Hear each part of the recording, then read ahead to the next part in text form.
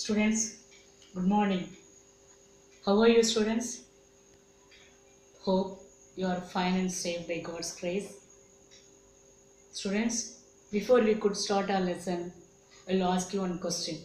Surely you can be able to say that answer. Man is living in the world. For the man to live in the world, they need basic needs. What are the basic needs, children? Yes, food, shelter, and clothes. So these are the basic needs for the man to live in the life.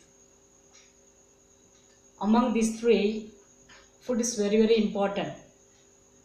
And we have to save our food. We have to save our food because it is very much essential for the man to live in this world. So that lesson only we are going to see today. The lesson is food security and nutrition. Food security and nutrition. Standard 10th standard. Economics lesson, food security and nutrition. Food.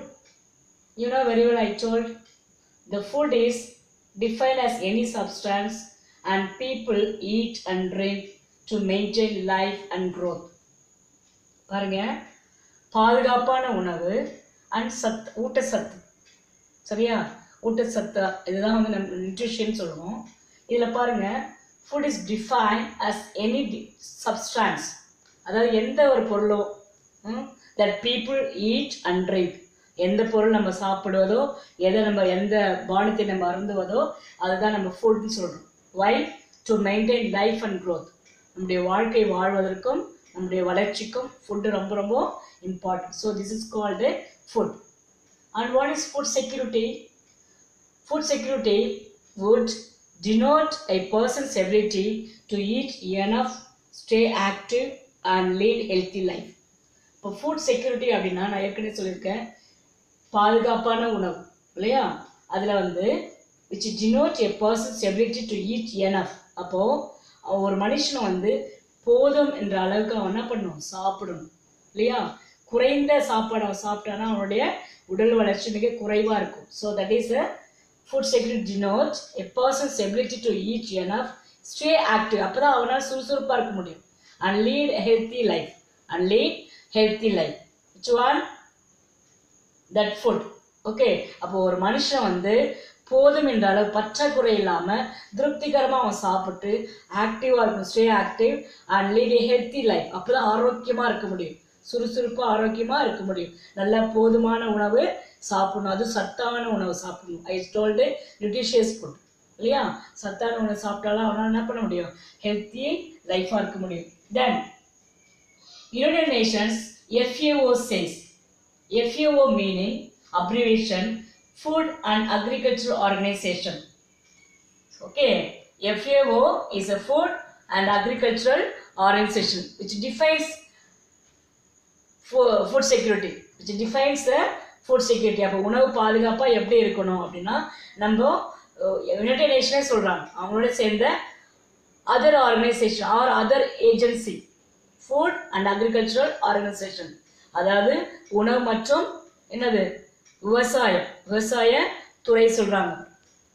when all people at all times have physical and social and economic access to sufficient, safe and nutritious food which meets their dietary needs and food preferences for an active and healthy life. FAO 2009.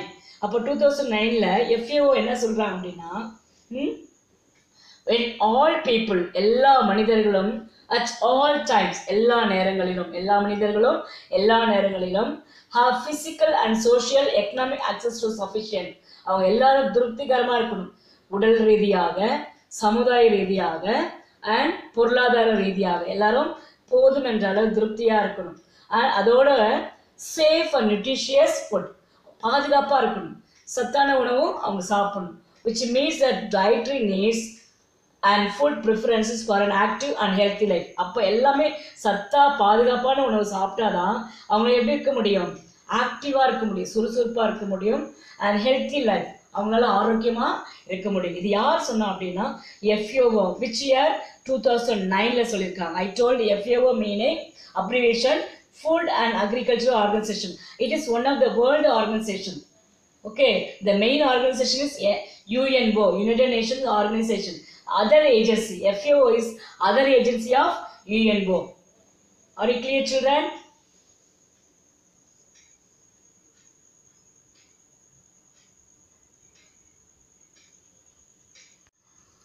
Students, next we are going to discuss about Dr. M.S. Swaminathan. Children, who is M.S. Swaminathan? He is an eminent agricultural scientist. ரொம்ப முக்கியமான விவசாய துறையில ஒரு ஆராய்ச்சியாளர், ஒரு அறிவியல் அறிஞர் சொல்லலாம். What he says about nutritious security, ஒரு பாதுகாப்பான ஊட்டச்சத்து பத்தி சொல்லியிருக்கார் M.S. Swaminathan. What are the points he mentioned about regarding nutritious security? Balanced diet, அதாவது சரிவிகித உணவு. Then another point, safe drinking water, பாதுகாப்பான குடிநீர் அவர் குடிக்கணும்னு சொல்றார். Then third, environmental hygiene, சுற்றுச்சூழல் அது எப்படி இருக்கணும், சுத்தமா இருக்கணும். Then primary health care, சுகாதாரம், ஆரம்ப சுகாதாரம். Then last one is primary education, ஆரம்ப கல்வி.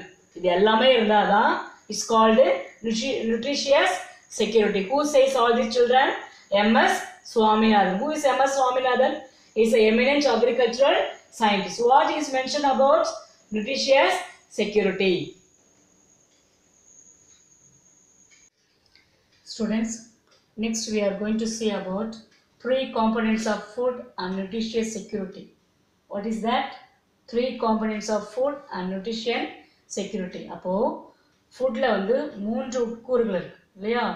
And nutritious security அப்படின்னா சத்தான உணவு இல்லையா, ஊட்டச்சத்தை பராமரிக்கணும். இதுதான் வந்து food nutritious security. There are three components. Which are they? Availability of food. Second one, access to food. Third, absorption of food. What are three components, children? Availability of food, access to food, and absorption of food. What is availability of food? It's a food stocks. Whatever food stocks we are keeping here, that is function of domestic production. The available food stocks that functions for the domestic production and changes in stocks and imports. தேவைப்படும்போது நம்ம என்ன பண்ணலாம், food வந்து stock இல்லை அப்படின்னா நம்ம import பண்ணிக்கலாம் from foreign country. We can import the foreign countries if the food stocks is not enough or is not satisfactory. Okay, this is called a availability of food. Second one, access to food, that is purchasing power. நம்ம பொருளை வாங்குறோம் இல்லையா, purchasing power, it is closely linked with capabilities and employment opportunities. It is capability and employment opportunities. Which one? Closely linked purchasing power. Purchasing power only closely linked with the capabilities and employment opportunity. அப்போ இந்த purchasing power வந்து எதோட ரொம்ப க்ளோஸா நெருங்கி இருக்கு அப்படின்னா capabilities, திறன்கள், and employment opportunity, வேலைவாய்ப்பு இல்லையா, employment opportunity இல்லையா, வேலை நமக்கு கிடைக்கலையா அந்த ஜாப் தான் employment opportunity to earn. அப்போ நமக்கு என்ன கிடைக்குது, இந்த திறமையை வச்சு நம்ம என்ன பண்றோம், வேலையை வாங்குறோம், சம்பாதிக்கிறோம். Okay, that is one's assets and education. நம்ம எப்படி பண்றோம், ப்ராப்பர்ட்டி, சொத்து, அசெட்ஸ்னா ப்ராப்பர்ட்டி, அண்ட் எஜுகேஷன், கல்வி கூட நம்ம என்ன பண்ணலாம், நம்ம பெற்றுக்கொள்ளலாம். Okay, third one, absorption of food. Third one is what? Absorption of food. It is biologically using food consumed. Biologically using food consumed. அப்போ நம்ம என்ன பண்ணுறோம்னா நம்ம உட்கொள்ள உணவை வந்து உயிரியல் ரீதியாக நம்ம பயன்படுத்திக்கிறோம். That is called a absorption. Absorption of food. Biologically அப்படின்னா உயிரியல்.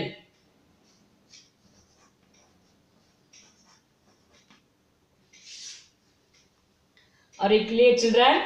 So what are the three components, children? Once again, availability of food. Second, access to food. Third, absorption of food. These are the three components of food and nutrition security. Children, this is 2-mark question. This is 2-mark question. Surely it may come for 2-mark question. Okay, children.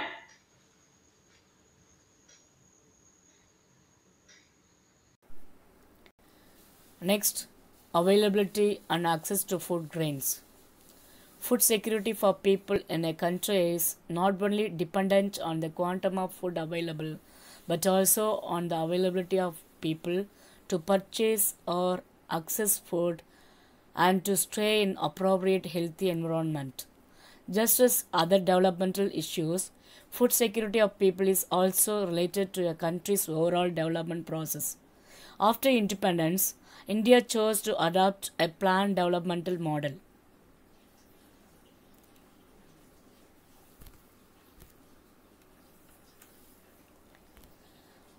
After an initial focus on agriculture, industrialization was given priority.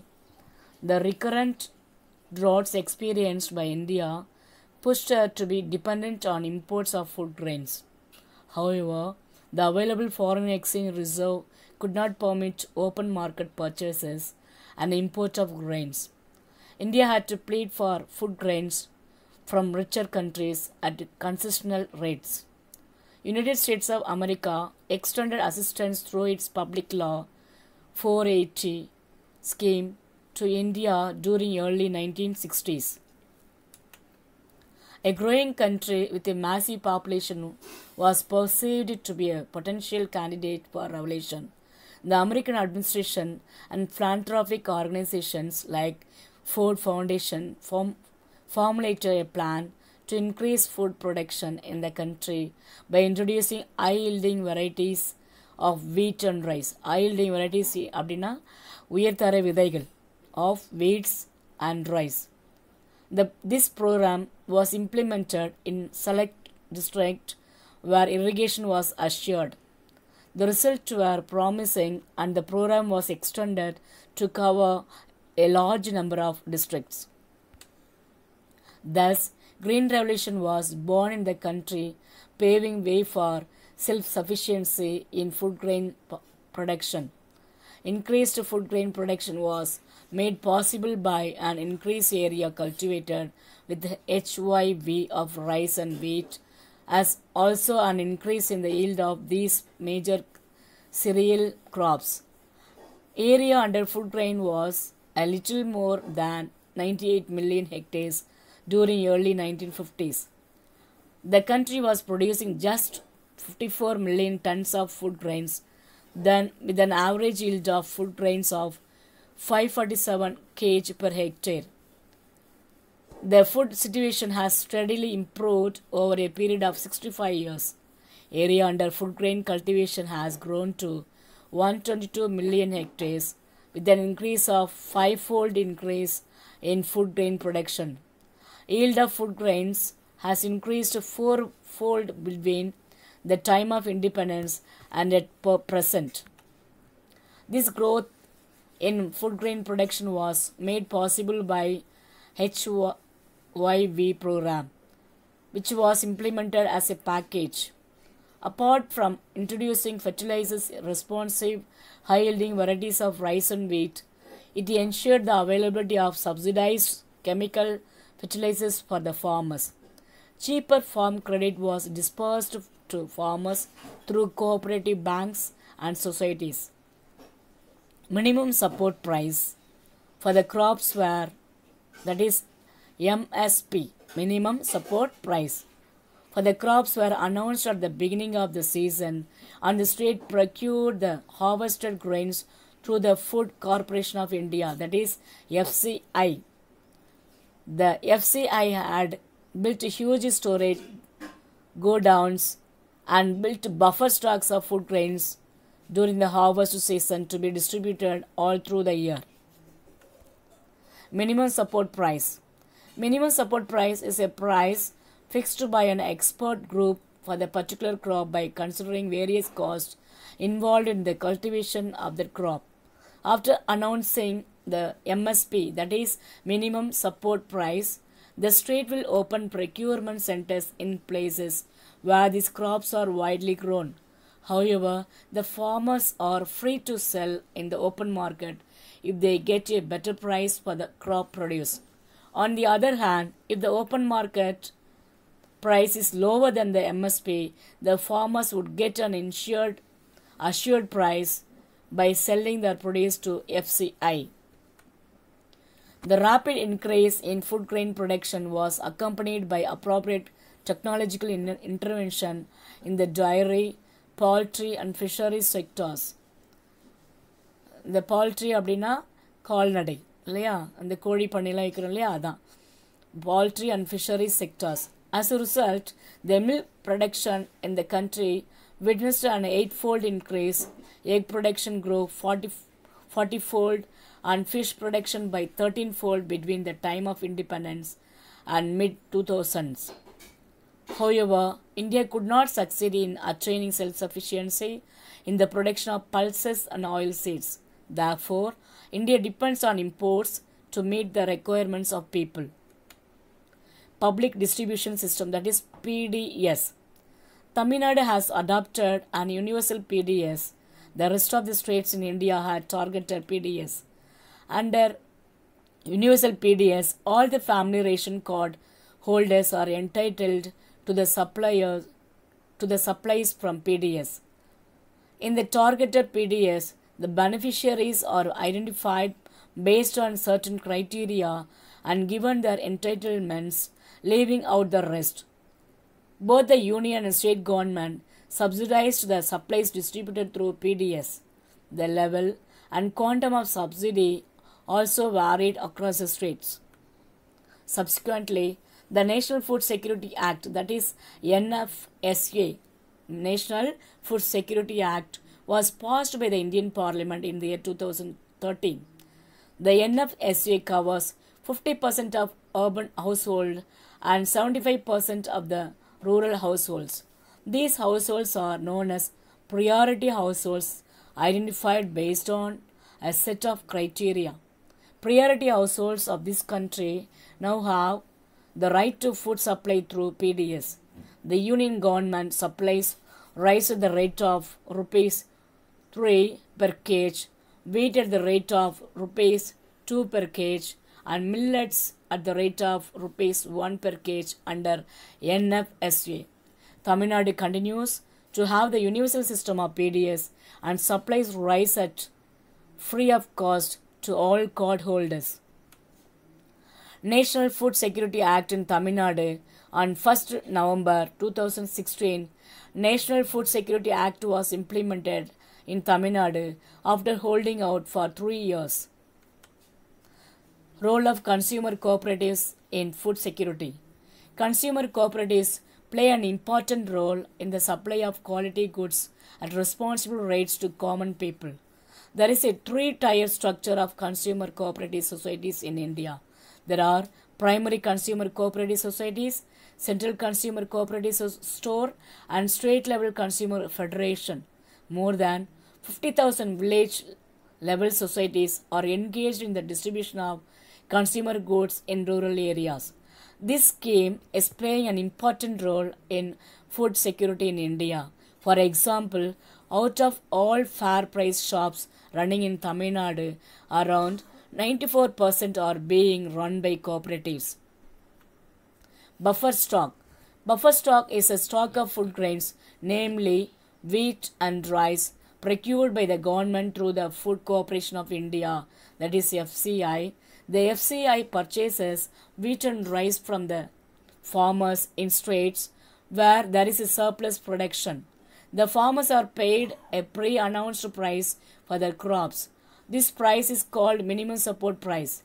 The MSP is declared by the government every year before sowing season to provide incentives to farmers for raising the production of these crops. The purchased food grains are stored in granaries. Granaries அப்படினா தானிய கிடங்கு. Buffer stock is done to distribute food grains in the deficit areas and among the poorer strata of the society at a price lower than the market price, also known as issue price.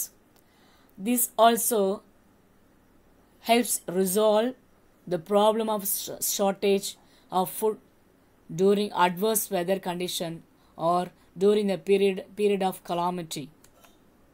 Purchasing power. Purchasing power is the value of a currency expressed in terms of the amount of goods or services that one unit of money can buy. Price increases, purchasing power declines, and vice versa. Factors affecting purchasing power. 1. Overpopulation. 2. Increasing prices of essential goods. 3. Demand for goods. 4. Price of goods affect the value of currency.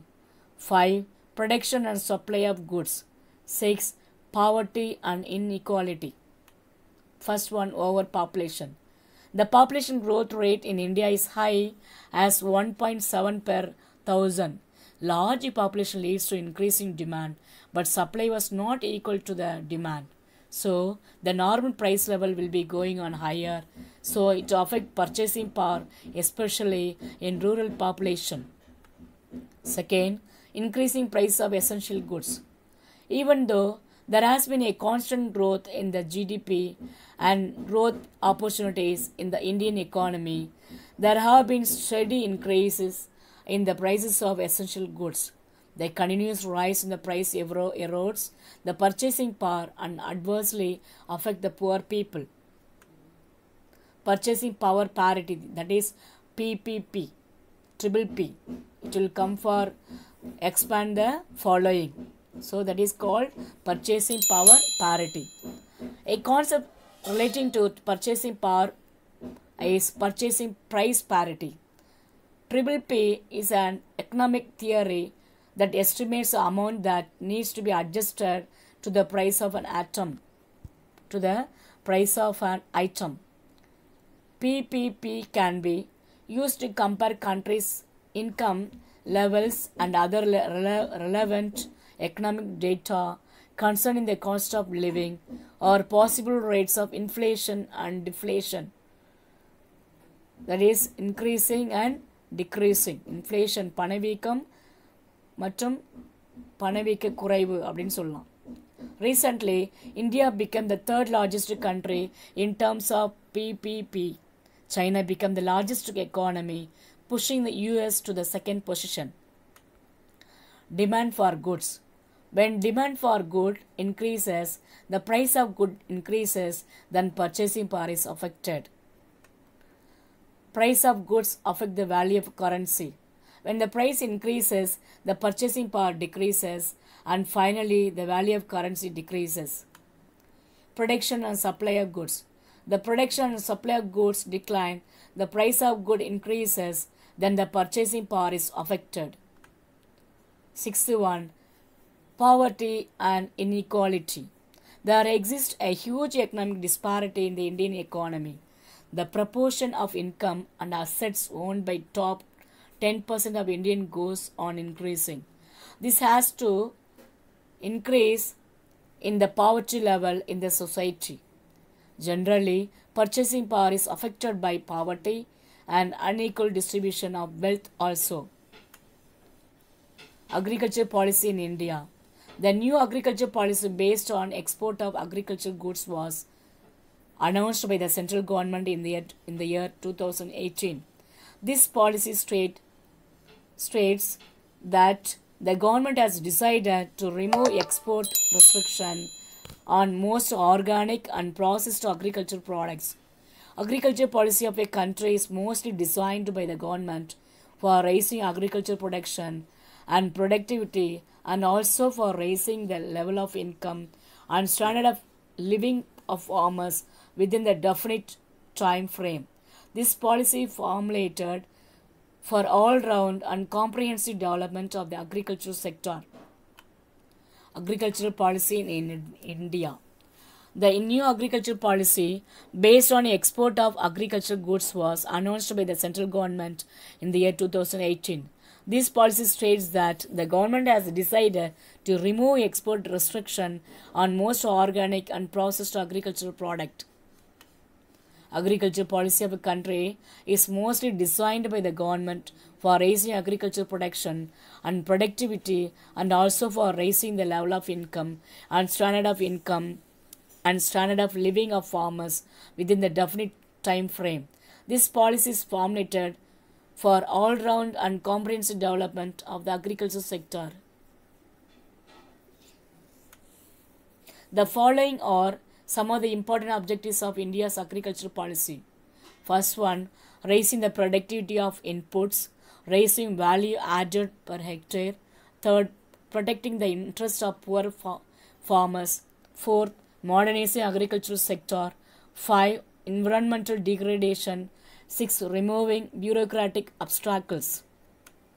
Raising the productivity of inputs. One of the important objectives of India's agriculture policy is to improve the productivity of inputs, so purchased like HYV seeds, fertilizers, pesticides, irrigation projects, etc. Raising value added per hectare. Agricultural policy is to increase per hectare value added by raising the productivity of agriculture in general and productivity of small and marginal holding in particular. Protecting the interest of poor farmers.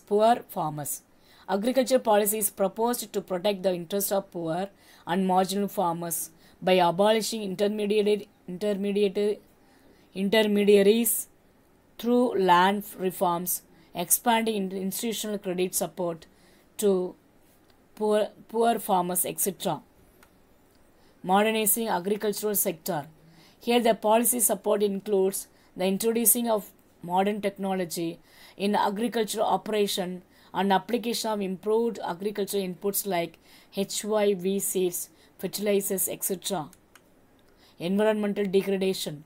Agricultural policy of India has set another objective to check environmental degradation of natural base of Indian agriculture. Removing bureaucratic obstacles. The policy has to set another objective to remove bureaucratic obstacles on the farmers, cooperative societies and self-help institutions so that they can work independently. Multi-dimensional nature of poverty. The Multi-Dimensional Poverty Index was launched by the United Nations Development Programme, that is UNDP, and Oxford Poverty Human Development Initiative, that is OPHI, in the year 2010. The basic philosophy and significance of MPI is that it is based on the idea that poverty is not unidimensional and that it is rather than multidimensional. Multidimensional poverty is made up of several factors that constitute poor people's experience of deprivation, such as health, education, living standards, income, disempowerment, quality of work, and threat from violence. Multidimensional Poverty Index 2018 report in Tamil Nadu.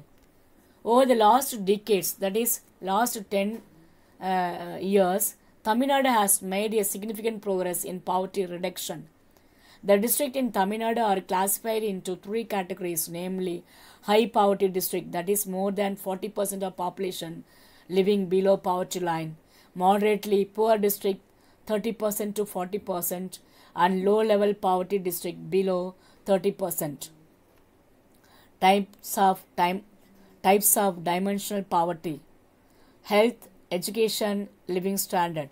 Here health, nutrition and child mortality, education, years of schooling, school attendance, and living standard, cooking fuel, sanitation, water, electricity, floor, assets. Assets means property.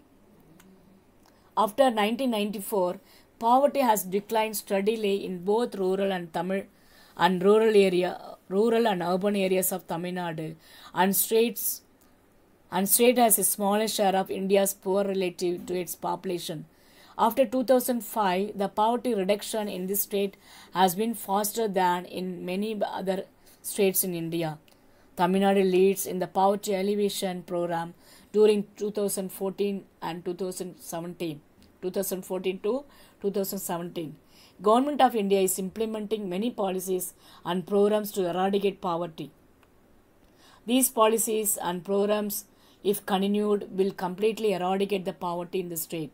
In future, Tamil Nadu can become a model of development in India. Top and bottom MPI district in Tamil Nadu. The top districts are Kanjipuram, Chennai, Kadalur, Coimbatore, Nagapattinam, and bottom districts are Dharamburi, Perambalur, Ramanathapuram, Virudhunagar, and Ariyalur. Nutrition and health status. We noted earlier that food security includes nutrition security too. Though our country has reached self-sufficiency in food production, the nutrition status of the population has not seen corresponding levels of improvement. In 2015 to 16, 27% of rural women and 16% of urban women in the age group of 15 to 49 years were counted as undernourished or chronically energy deficient by the National Family Health Survey. More than half of the women in the reproductive age group of 15 to 49 years in the both rural and urban India were anemic in the year 2015 to 16. As regards children, about 60% of the rural and 56% of the urban children in the age group of 6 to 59 months are counted to be anemic in the year 2015 to 16. About 41% of the rural and 31% of urban children are stunted. This is, they are not of the required height in the correspondence in their age. கொஞ்சம் கூட வளர்ச்சி அடையவே இல்லையா அந்த 31% of the urban children. Another indicator of nutrition deficiency among children is underweight, which is weight in relation to age. In India, 2015 to 16, about 20% of the children in the age group of 6 to 59 months in rural and urban India are estimated to be underweight. Nutrition and health status in Tamil Nadu. Nutrition plays a crucial role in human health and well-being. At the national level, despite higher economic growth, improvements in human development indicators like nutrition levels of population have been unexpectedly slow. A large number of Indian children are stunted. A substantial number of Indian children and women are underweight, anemic, and suffer from micronutrition deficiencies. To address these concerns, the central and state government have been channelizing substantial resources into various health and nutrition schemes and programs like Integrated Child Development Services, Midday Meals, Reproductive and Child Health Program, and National Rural Health Mission. However, an effective scaling up of these efforts is required to mitigate the incidence of undernutrition in the country. Tamil Nadu has played a pioneering role in bringing about significant changes in the health and nutrition status of children under 6 years of age, pregnant women, lactating mothers, and adolescent girls. The government of Tamil Nadu's successive budget outlays for nutrition and health are the highest in the country. The performance of the ICDS scheme and Puratchi Thalaivar, that is MGR nutritious meal program in Tamil Nadu are considered one of the best in the country. The government of Tamil Nadu policies for malnutrition free Tamil Nadu guides the state's long-term multi-sectoral strategy for eliminating malnutrition. The goal is reducing human malnutrition of all types to the level of best performing countries. In Tamil Nadu, ICDS is being implemented through 54,439 child centers comprising 49,499 Anganwadi centers and 4,940 mini Anganwadi centers in 434 child development blocks, that is 385 rural and 47 urban and 2 tribal. With steady expansion into unreached areas, increasing coverage of marginalized groups, enhanced allocations, and enlarged scope of services, ICDS is now considered to be one of the world's largest programs of the kind. That is, PTMGR NMP is considered to be the largest non-meal program in the country for combating malnutrition among children, increasing primary school enrollment, and reducing dropout rates. Other states in the country have modeled their non-meal programs along the lines of Tamil Nadu pioneering efforts. Thank you, children. We will see you in the next class.